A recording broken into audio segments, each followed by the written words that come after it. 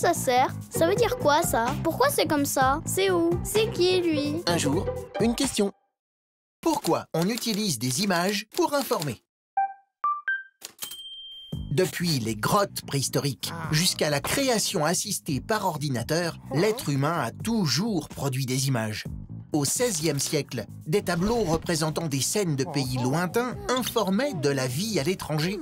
Plus tard, les journaux d'actualité illustraient leurs articles avec des dessins. Puis la photo est venue témoigner de grandes avancées, comme le premier pas de l'homme sur la Lune, ou de grandes horreurs, comme les camps de concentration.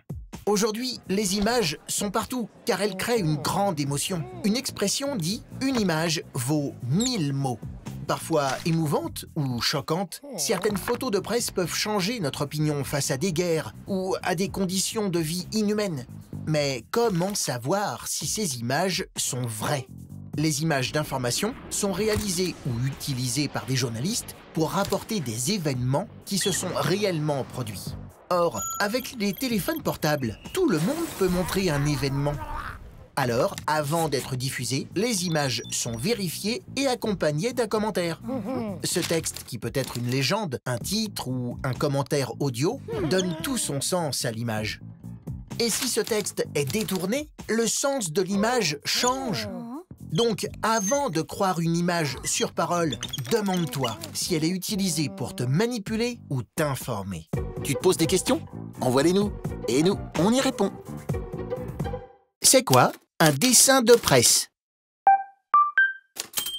Publié dans les journaux et les magazines, un dessin de presse est l'illustration d'un événement d'actualité.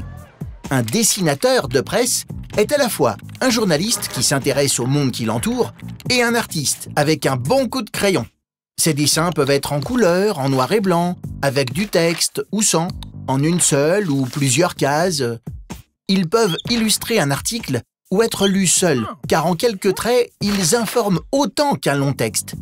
Mais à quoi ça sert de dessiner l'actualité? Parfois, il n'existe pas de photo d'un événement, et un dessin coloré et moins violent attire plus facilement les lecteurs. Les dessinateurs de presse font passer des idées et expriment leur point de vue sur l'actualité. Ils utilisent souvent l'humour pour critiquer notre société ou nos dirigeants. C'est malin, car un dessin qui fait rire, ça fait réagir et ça peut amener à réfléchir. Mais ça ne plaît pas toujours. Les caricatures, ces représentations qui exagèrent ou tournent en ridicule, divisent souvent. En 2015, 5 dessinateurs du journal Charlie Hebdo ont même été tués par des terroristes. Pourtant, en France, publier la caricature d'une personne ou même d'une religion est un droit garanti par la liberté d'expression. Tant qu'un dessin respecte les autres et n'incite pas à la haine, il a toute sa place dans nos journaux. Tu te poses des questions? Envoie-les-nous. Et nous, on y répond. Pourquoi on s'intéresse aux faits divers? Accidents, vols, disparitions, meurtres. Leur point commun? Ce sont tous des faits divers. Il s'agit d'histoires vraies qui touchent seulement quelques personnes, dont on parle à la télé, à la radio ou dans les journaux. Le plus souvent, ces histoires sont faciles à comprendre et à partager avec les autres. Mais pourquoi en parle-t-on autant? Déjà, parce qu'il s'agit d'histoires auxquelles on peut s'identifier. Contrairement aux autres actualités, les faits divers concernent des lieux, des personnes ou des situations proches de notre quotidien. Par exemple, si on apprend qu'une personne a découvert un trésor, on peut s'imaginer à sa place. Cela nous pousse à nous demander comment on réagirait dans cette situation. Ensuite, comme les faits divers racontent le plus souvent des histoires tristes ou insolites, ils captent notre attention et provoquent des émotions fortes, comme la peur, la colère, la tristesse ou l'étonnement. Lorsqu'un fait divers est mystérieux, comme une disparition inexpliquée ou un crime, il stimule notre curiosité. On ressent le besoin de comprendre l'histoire et, comme dans un feuilleton ou une série policière, il peut y avoir des rebondissements.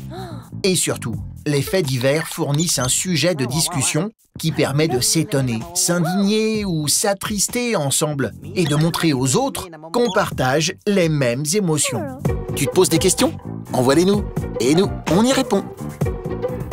C'est quoi les devoirs des journalistes? Le métier d'un journaliste, c'est d'informer le public. Mais il ne peut pas le faire n'importe comment. Il doit respecter des règles.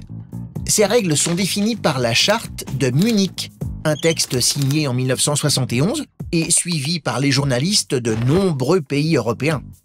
Que dit la Charte de Munich?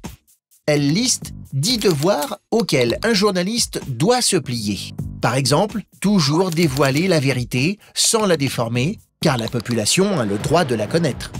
Il doit aussi vérifier ses informations avant de les publier et, s'il s'est trompé, les corriger. Un journaliste a également le devoir d'obéir à la loi pour obtenir des informations ou des photos. La Charte de Munich indique qu'un journaliste est tenu de respecter la vie privée des personnes dont il parle et qu'il lui est interdit de faire de la publicité pour un produit, une personne ou une idée et d'accepter des cadeaux. De plus, un journaliste a l'obligation de protéger ses sources. Ça veut dire qu'il doit garder secret le nom de la personne qui lui a révélé une information. C'est essentiel, car s'il enfreint cette règle, plus personne ne fera confiance aux journalistes. Tu vois, ces devoirs ont pour but de garantir l'indépendance des journalistes, mais aussi d'assurer à chacun un accès à des informations exactes. Tu te poses des questions? Envoie-les-nous, et nous, on y répond.